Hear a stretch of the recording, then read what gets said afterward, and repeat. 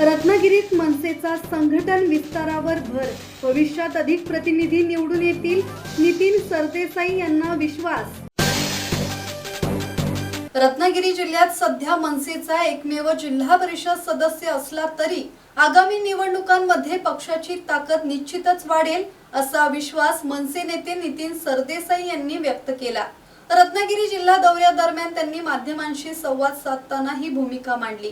रत्नागिरी जिल्ह्यात प्रमोद गांधी यांच्या रूपाने मनसेचा एकमेव जिल्हा परिषद सदस्य निवडून आल्याचा आनंद असल्याचे सरदेसाई म्हणाले।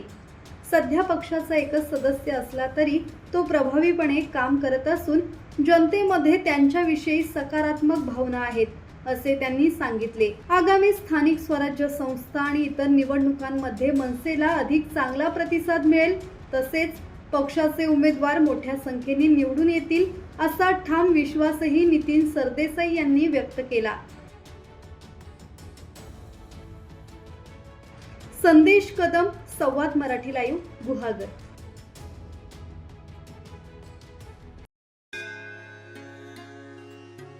श्री गणपती संस्थान महड, तालुका खालापूर, जिल्हा रायगड।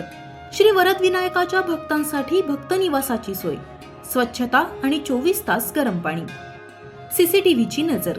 आगाऊ नोंदणीसाठी संपर्क करा 021 92 26 69 12 72 76 47 38 54।